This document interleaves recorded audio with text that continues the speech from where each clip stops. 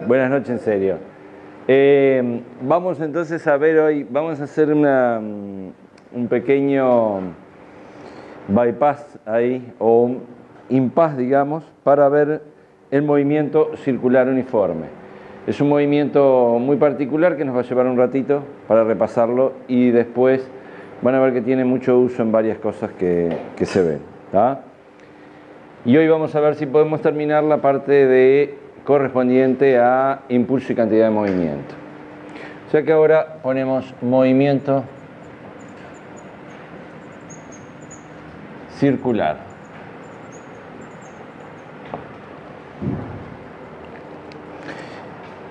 El movimiento circular dentro de la física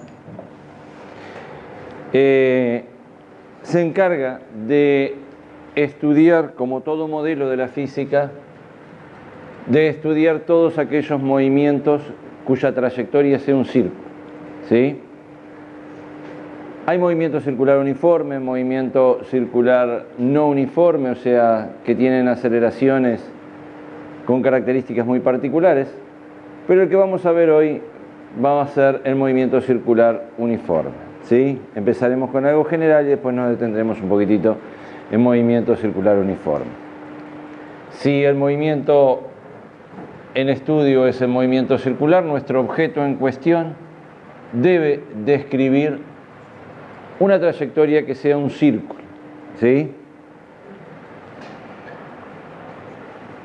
Eso quiere decir que mi objeto en determinado momento parte de acá, ¿sí? Yo lo prendo, adelante, yo lo prendo inicialmente al cronómetro en ese lugar, ¿sí? Y como él va a describir una trayectoria circular, ¿sí? Su velocidad va a ser esta inicialmente y luego de un cierto tiempo,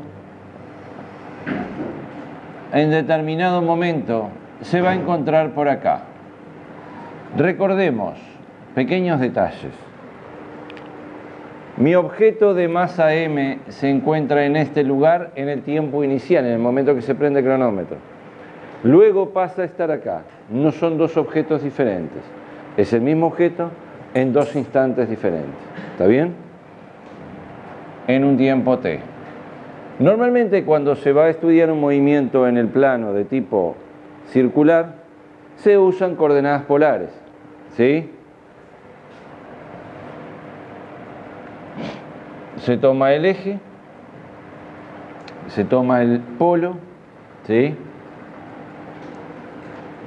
Y se dice, bueno, este radiovector correspondiente a la posición de mi objeto en el instante inicial tiene un ángulo θ, ¿sí? Y un r que va a ser fijo, constante. Mi polo se encuentra justo en el centro de la circunferencia, ¿sí? Luego, como siempre, son iniciales y luego tengo el θ final. Una vez que mi objeto se encuentra por acá, su velocidad es v en un tiempo t y le pongo el m para indicar que mi objeto pasó de el punto inicial, que a veces lo llamamos A, al punto final, que siguiendo el orden va a ser el B. La velocidad angular, omega, ¿sí? Como toda velocidad dada por, ¿cómo es? Por el hecho de que recorre ángulos, está dada en función de letras griegas. El omega se va a calcular como delta θ sobre delta t. Esto es la velocidad media y la velocidad instantánea va a ser θ punto, ¿sí? La primera derivada de θ respecto al tiempo.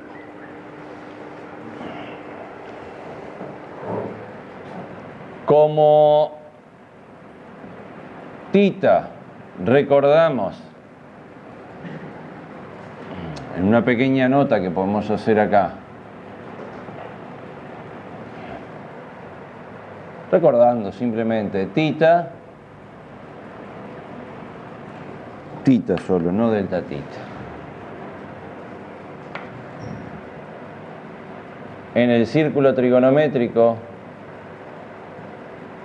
este ángulo tita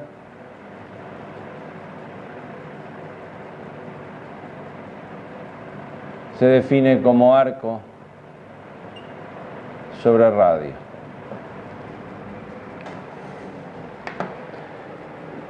Entonces,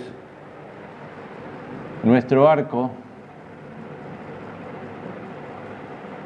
va a ser R por tita, ¿sí? De donde nuestro AB arco va a ser el radio por tita, ¿sí?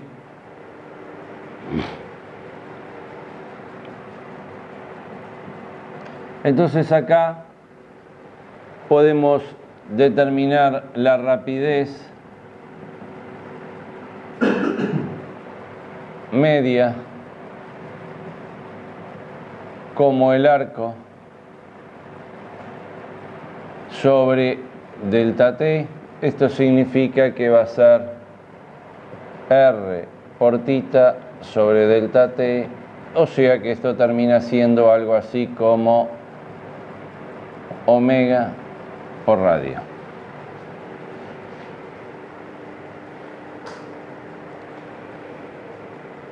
Bien, en el caso de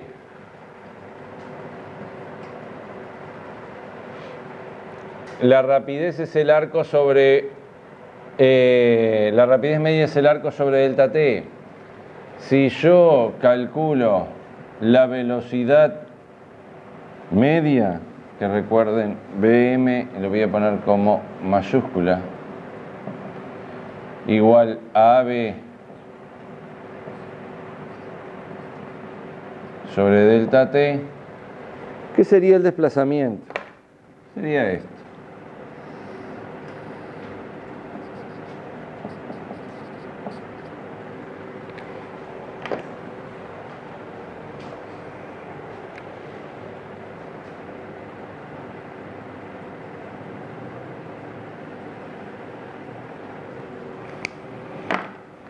Bien, la velocidad instantánea es el límite de AB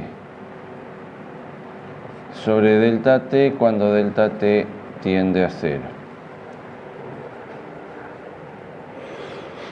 En el límite, cuando AB es tan chiquitito, ¿sí?, el AB cuerda y el AB arco, por las dudas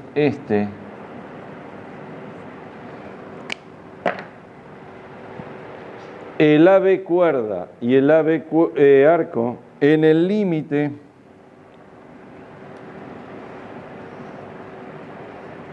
cuando son muy chiquititos, uno tiende a otro. De donde esto, la velocidad instantánea, sería algo así como omega por radio según la tangente.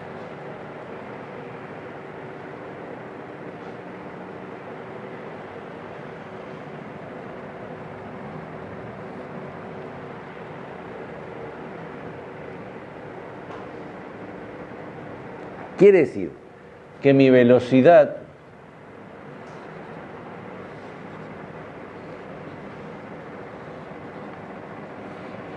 siempre está sobre la tangente a la curva, en este caso a mi trayectoria. Bueno, esta magnitud acá normalmente, ¿sí?, permanece constante si es un movimiento circular uniforme. El radio de giro siempre va a ser constante, y si omega permanece constante, si gira a velocidad constante, ¿sí?, nuestro objeto va a tener una velocidad con módulo constante, pero no con dirección constante, porque a medida que va girando, su tangente va cambiando de dirección y eso hace que cambie la velocidad, ¿sí? Pero igual se denomina movimiento circular uniforme aquel movimiento donde omega es constante.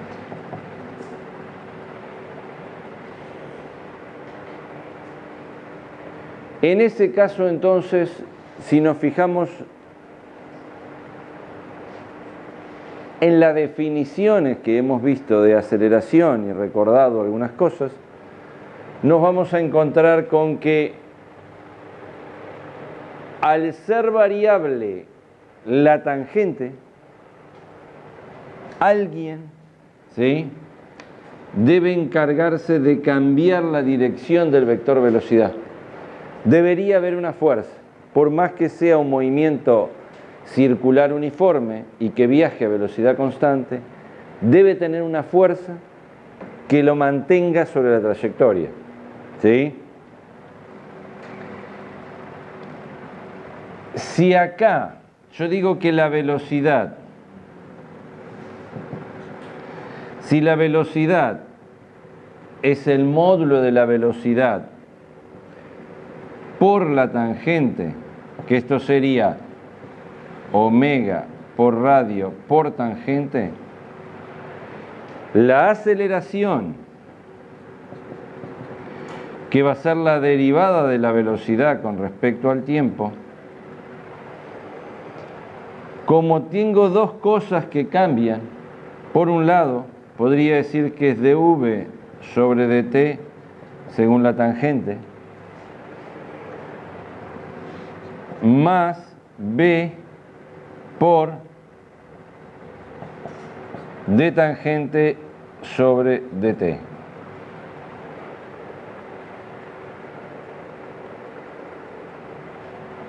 Esta componente, o sea, acá tendría como una componente, es dt, ¿no? Acá tendría como una componente tangencial, ¿sí?, que se encargaría de los cambios del módulo de la velocidad. Y esta componente se encargaría del cambio de la tangente, ¿sí?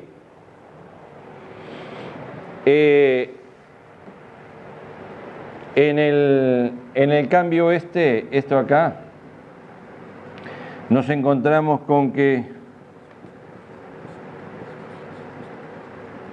esto se asocia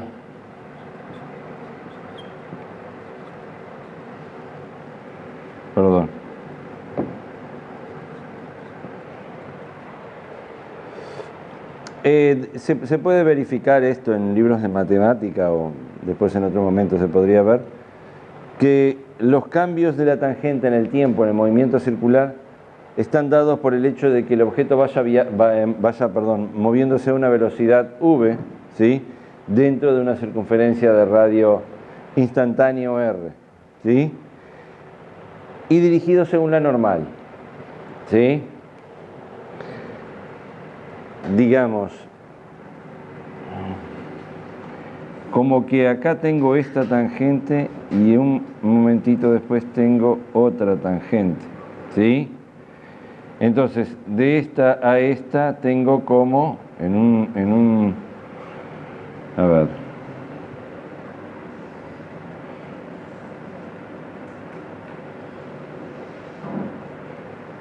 ¿sí? Cuando yo esto lo pongo acá,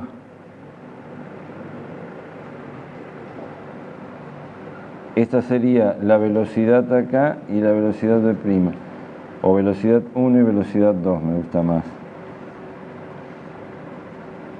Esta sería delta V. Esa delta V tendría una componente en la dirección tangencial y una componente en la dirección normal, ¿sí? La componente en la dirección normal sería esta. Quiere decir que en definitiva yo voy a tener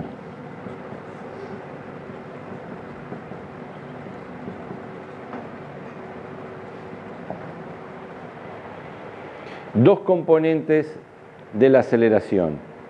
Una es esta acá y otra esta que tengo acá. Esta modifica ¿a quién?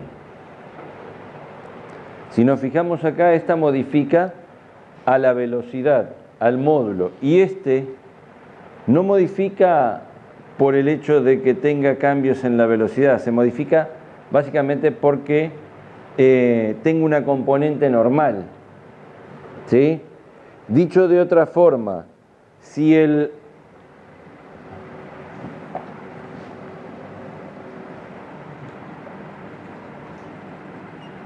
movimiento es circular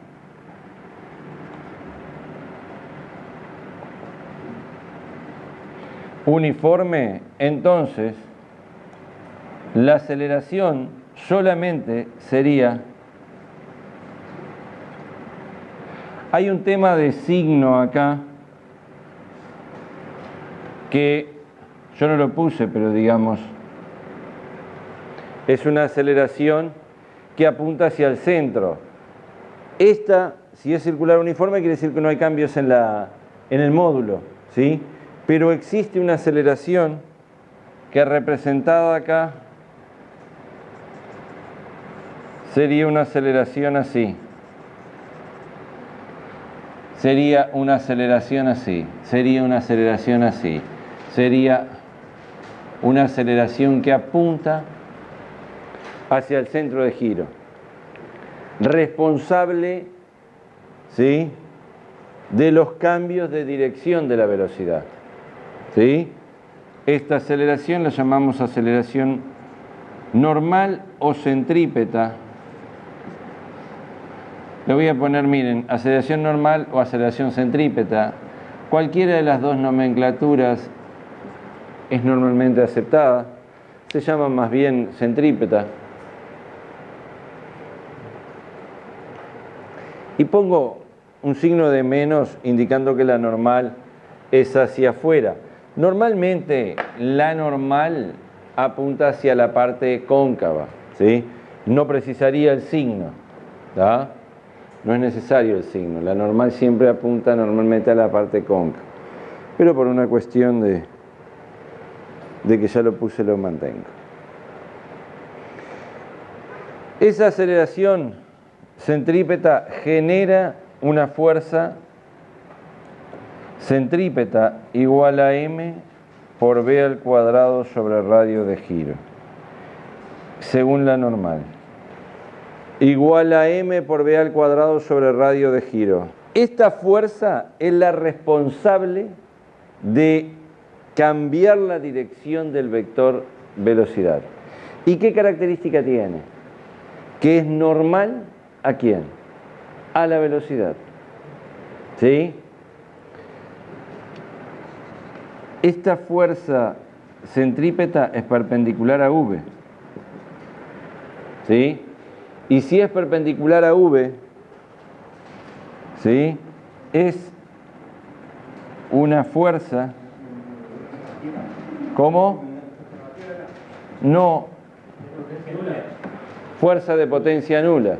Quiere decir que desde el punto de vista de la dinámica, los cambios de energía cinética valen cero. Quiere decir que es como decíamos hace un momento, no es capaz de cambiarle la velocidad al objeto. ¿Sí? Todas las fuerzas perpendiculares a la velocidad, y en este caso la fuerza centrípeta, tiene esa característica.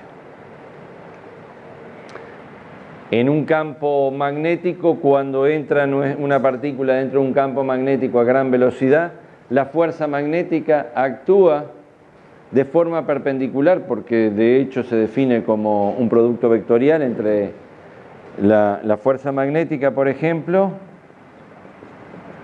es Q por V por B. Quiere decir que mi fuerza magnética va a ser perpendicular tanto a la velocidad como al campo. Por lo tanto, va a generar un giro, va a actuar como una fuerza de potencia nula provocando un giro de la partícula.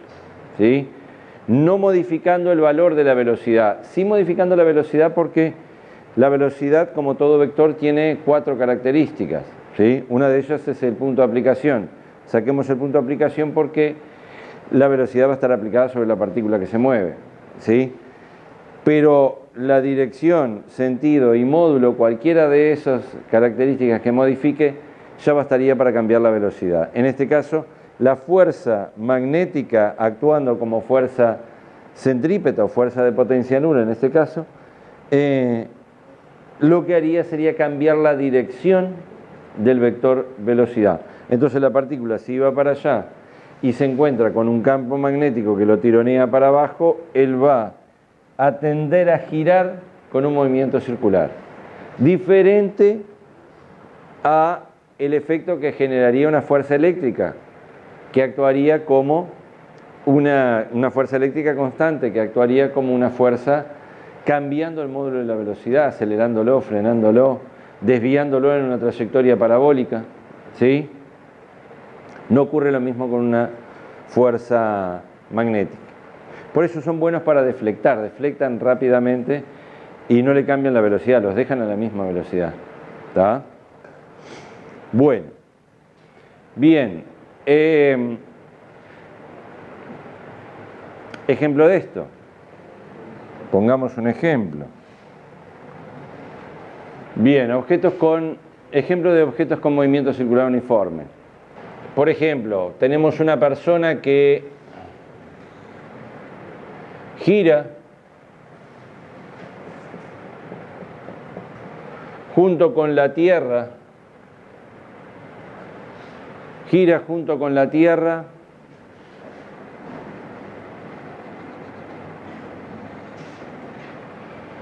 ubicado en el ecuador terrestre, ¿sí? Una personita que anda por acá, evidentemente las dimensiones no tienen nada que ver, ¿no? ¿Sí? Pero tenemos una persona que está girando con la Tierra, ¿sí? En el ecuador terrestre, ¿sí? Podríamos preguntarnos cuál es, por ejemplo, la fuerza. Primero podríamos preguntarnos, en el caso de este movimiento, ejemplo 1, sea una de 80 kilogramos sobre el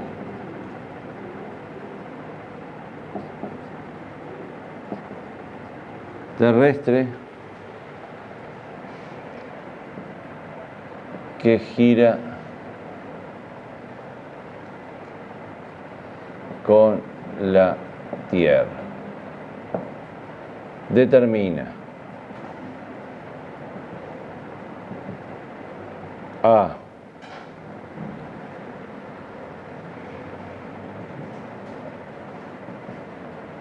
Velocidad de giro. Parte B.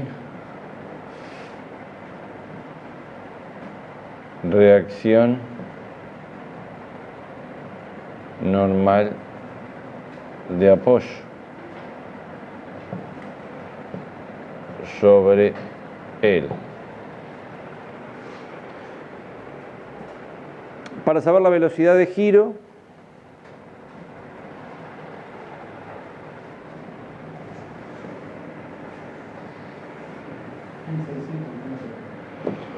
la velocidad de giro es rápida, ¿verdad? Anda por el orden de 1600 kilómetros. Para la parte A, simplemente diríamos, bueno, si nuestra persona gira con la Tierra, quiere decir que la velocidad angular de la Tierra estaría dado por delta tita sobre delta t. Eso quiere decir que recorremos un ángulo de 2pi en un tiempo de 24 horas.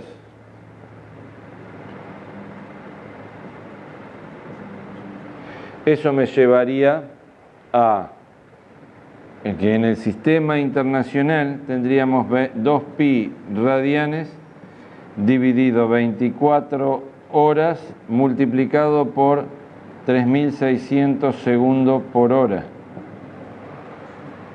Esto nos lleva a una velocidad angular de ¿cuánto? Hagamos la cuenta. Ahí está.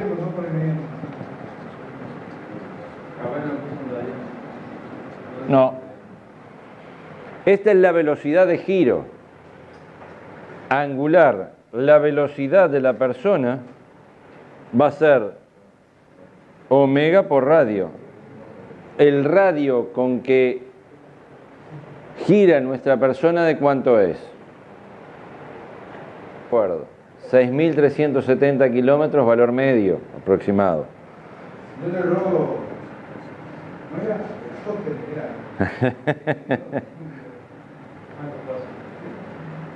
estadios. Ah, eran estadios. Omega 7,2 por 10 a la menos 5 radianes por un radio terrestre de 6.370 kilómetros. Esto da una velocidad de algo así como 4,59.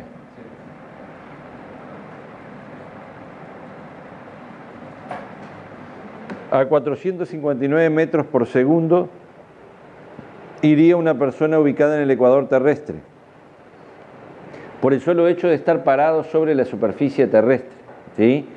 Y la Tierra girando en torno a su eje, ¿tá?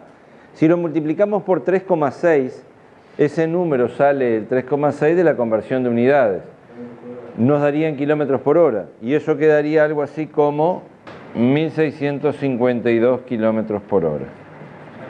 Bien, aproximadamente 1.600 kilómetros por hora, solamente por el hecho de estar sobre la superficie terrestre. Nosotros tenemos un radio de giro menor, ¿sí? Bien, muy bien. Vayamos ahora a la reacción normal de apoyo. Evidentemente a esa velocidad, si no estuviéramos agarrados de alguna forma, ¿qué pasaría? Saldríamos despedidos, ¿sí? Ni se enteran que andamos por ahí. Por suerte alguien nos agarra. ¿Quién nos agarra?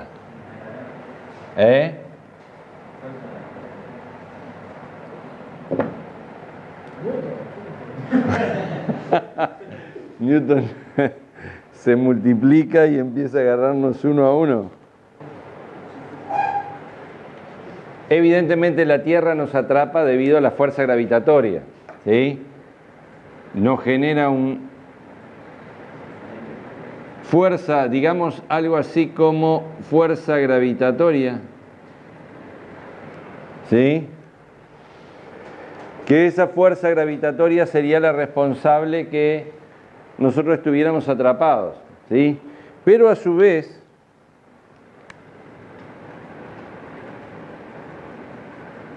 la Tierra, para mantenernos sobre la órbita, ¿sí?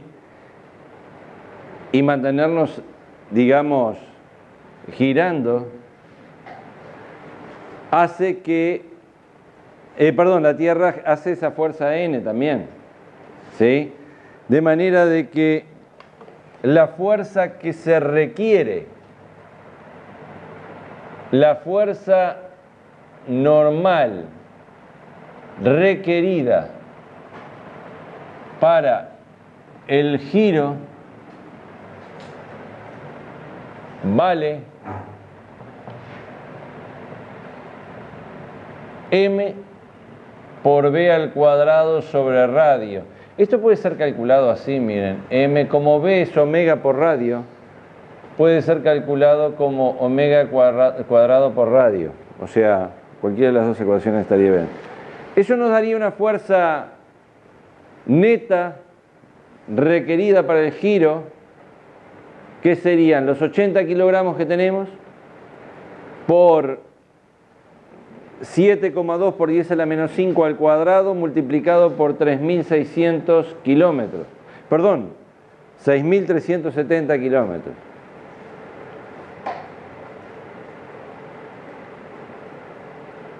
Y eso vale 2.64 newton. Puede ser. Es un valor chico.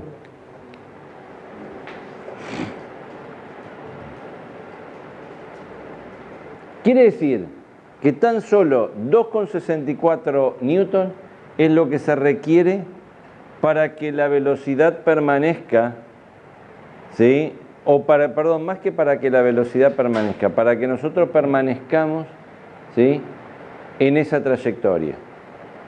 ¿Está bien? Pero la Tierra, debido a la fuerza gravitatoria, nos hace una fuerza Fg gravitatoria de la Tierra vale mg. La fuerza gravitatoria de la Tierra es lo que a esta altura llamamos peso. Sería 80 por 9,8.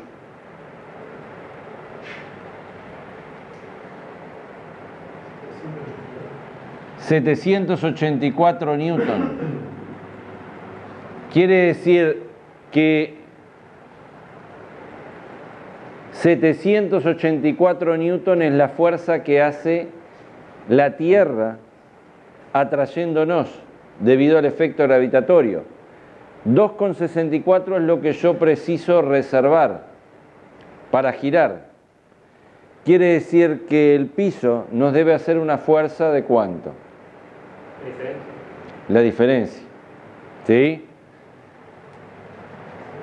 A ver, en un dibujo peso normal, ¿podemos decir entonces que estas dos son iguales? No. ¿A qué te referías con reservar? Porque para poder girar, si estas dos fuesen iguales, la suma de fuerzas, ¿cuánto valdría? 0. Y si la suma de fuerzas vale 0, ¿qué pasa con el objeto? Continúa con movimiento rectilíneo uniforme, pero yo tengo un movimiento curvilíneo uniforme y requiero de una fuerza de 2.64 newton. Por lo tanto, estas dos no son iguales. Voy a tener una pequeña fuerza neta hacia abajo. ¿De cuánto? De 2,64. Quiere decir que mi normal entonces sería el peso. A ver, la fuerza neta, vamos a ponerlo acá, fuerza neta sería igual a N más P. ¿Sí? Fuerza neta, debido a que mi fuerza neta tiene que ir hacia abajo, hacia el centro de giro, o sea, en una...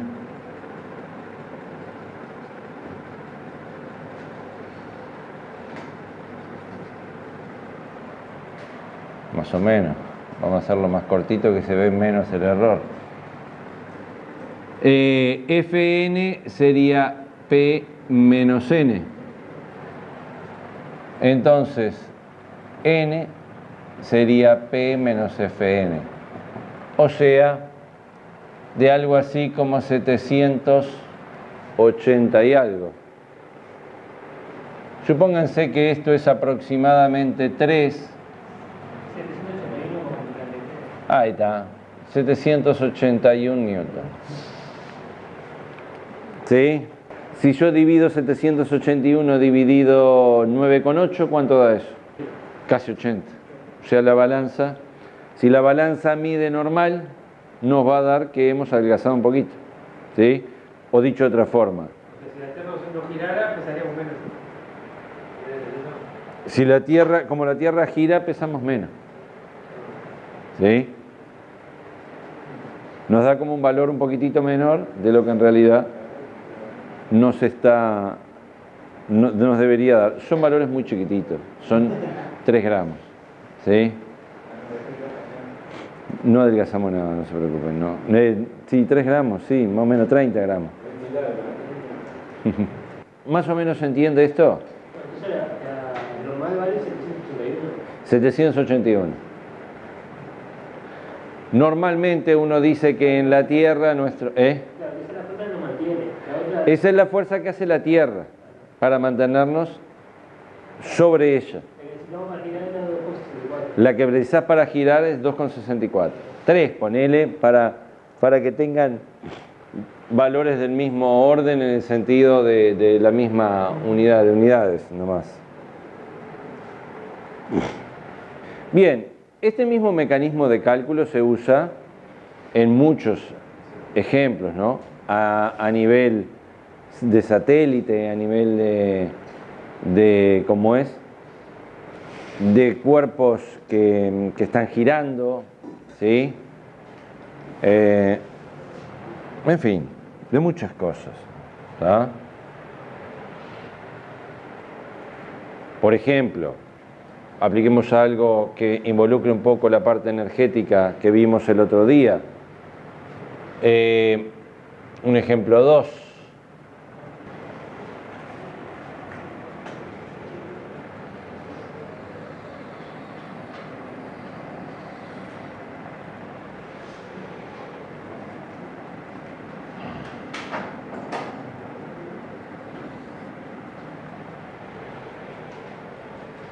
Ejemplo 2.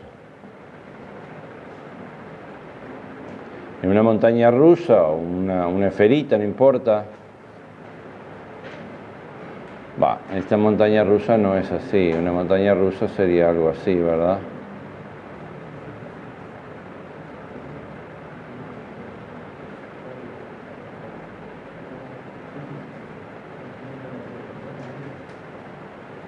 Bien, que va bajando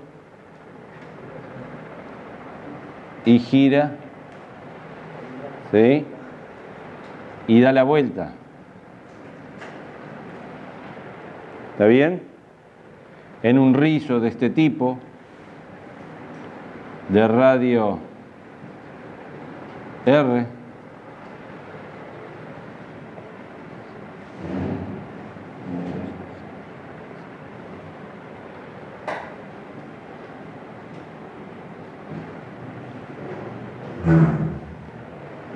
bien, asumamos que M, el carro junto con todo es de 400 kilogramos, el radio de giro es de 10 metros, ¿sí? Y en un rizo de este tipo quisiera saber desde qué altura se debería dejar caer para que nuestro objeto, en ausencia de fricción, pudiese dar una vuelta completa sin necesidad de asistencia de ningún enganche ni nada. ¿Me explico?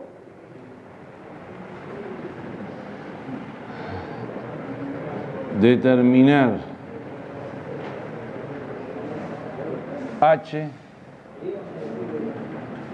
para que el H sería la altura.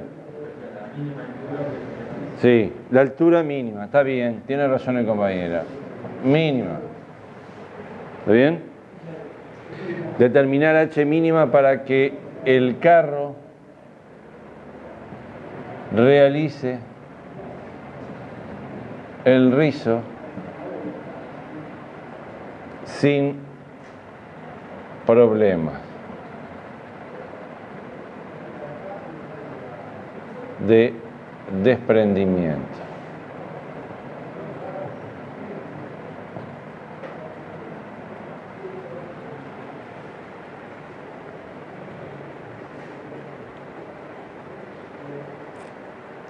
¿Está bien? Entonces yo diría...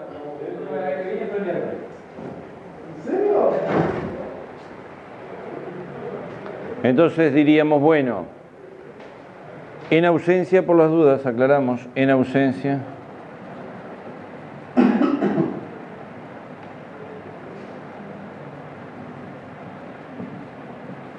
de fricción. Diríamos, bueno, nuestro carro empieza a bajar tranquilamente, sin mayor problema, por acción del peso y la normal que se encarga de mantenerlo sobre la trayectoria. Va cayendo, va cayendo, va cayendo, va cayendo, ¿sí? Y acá nuevamente pasa lo mismo, ¿sí? ¿Quién va a estar controlando nuestro carro acá nuevamente? Acá ya empiezan a complicarse más, ¿no? Ya hay gritos. Más que asustados. Siguen habiendo las dos fuerzas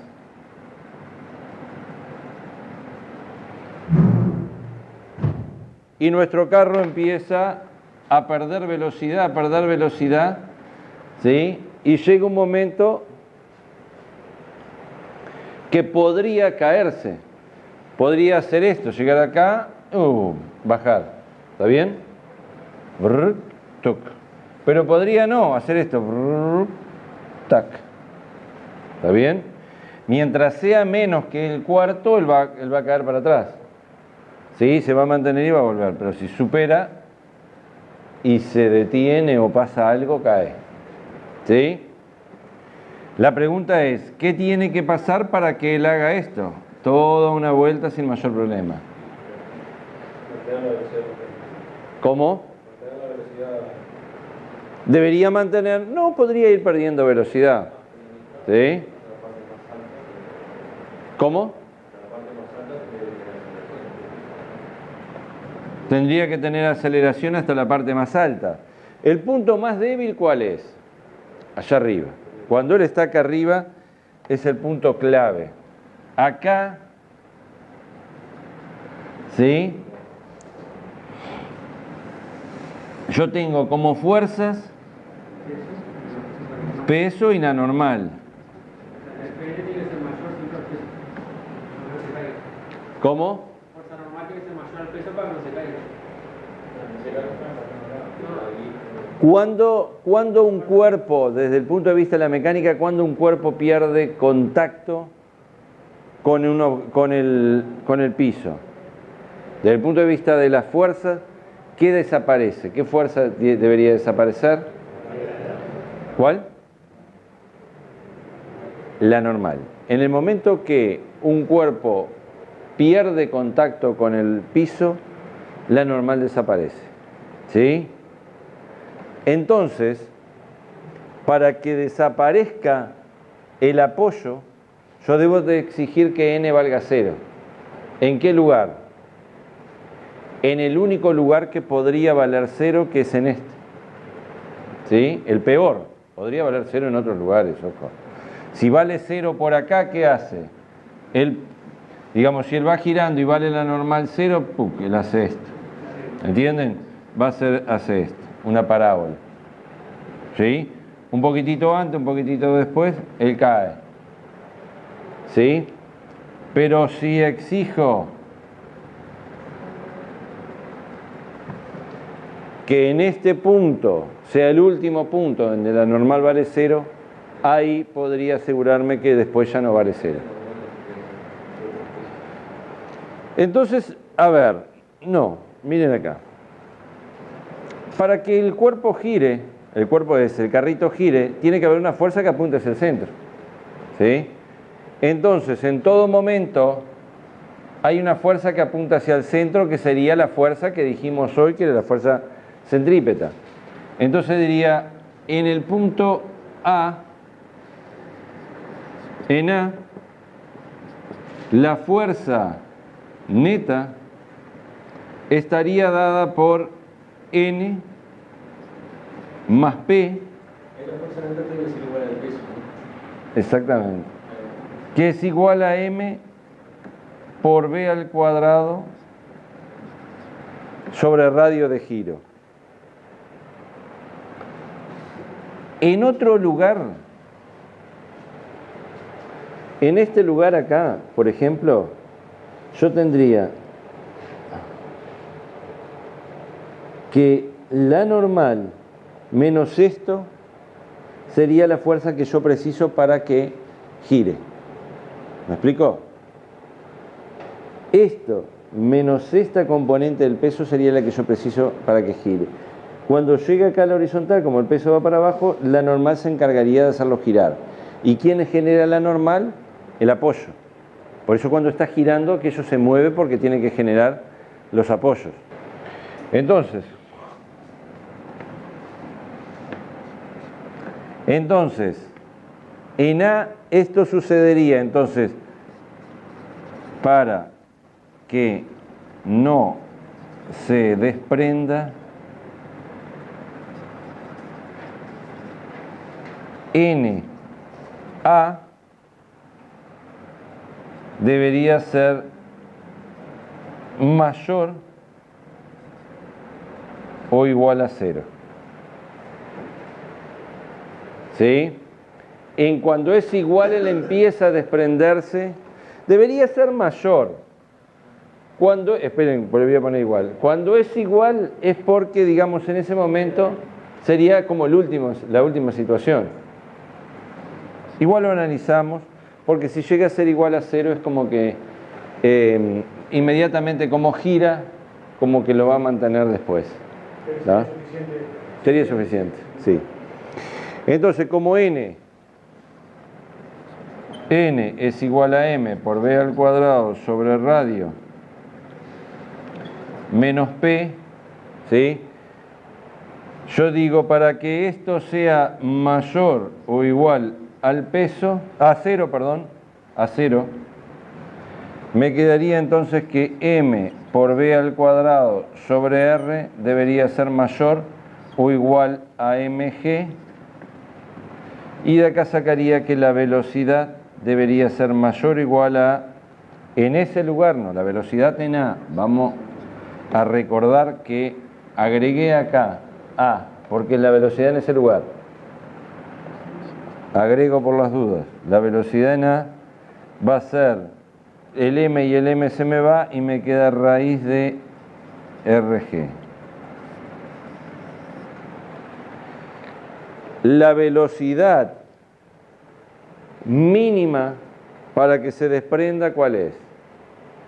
Raíz de RG.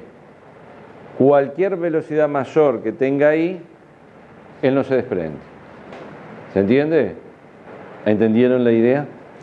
Entonces digo, bueno, si esa es la velocidad que tengo que tener, como vimos ayer, desde el punto de vista energético, si este es O y esto es A, diría que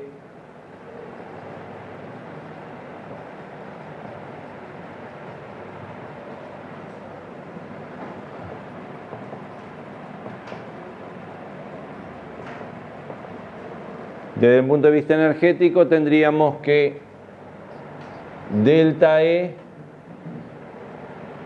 es igual al trabajo de las fuerzas no conservativas. Como no existen fuerzas no conservativas, entonces delta E debe ser 0. Esto implica que la energía inicial debe ser igual a la energía final. Y si considero la inicial acá y la final acá, podría decir entonces que mg por h es igual a mg por h como energía inicial. ¿Y la energía final qué sería?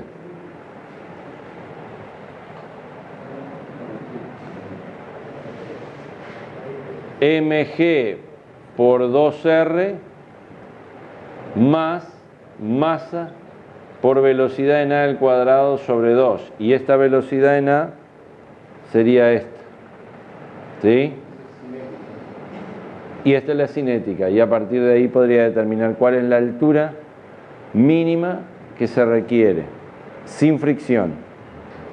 Altura mínima, mg, miren acá, por h mínima. Ahora voy a poner, es mg por 2r más m por raíz, perdón, bueno, voy a poner raíz de RG por H, RG al cuadrado sobre 2. Y hay un poco de juego matemático. La velocidad mínima por el... Entonces H mínimo sería 2R más, vean que poner el cuadrado acá me quedaría RG sobre 2G, me quedaría R sobre 2, me parece.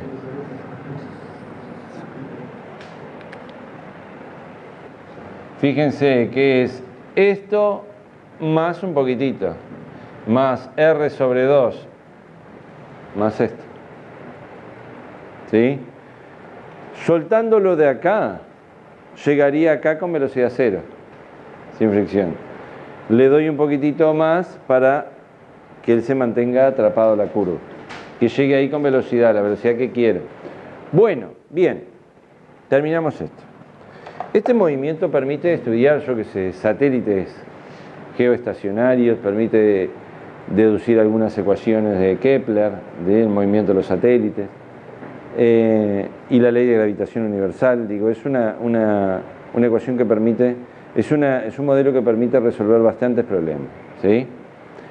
Movimientos circulares, los radios de los ciclotrones, qué radio van a tener los ciclotrones como aceleradores de partículas, ¿sí? Salen a partir de estudios de movimiento circular de un electrón, de un protón, de una partícula alfa, lo que sea, girando dentro de un campo magnético, ¿sí? Los radios de los ciclotrones, digamos, el hecho de que en un estudio de un ciclotrón no sea necesario, por ejemplo, conocer muchos detalles más allá de las fuerzas magnéticas, del campo magnético, campo eléctrico y algunos detalles más, permite resolver un montón de cosas, ¿sí? a nivel de lo que son partículas subatómicas, ¿sí? Interesante es. En este caso sirvió para ver un ejemplo de la mecánica clásica, ¿está?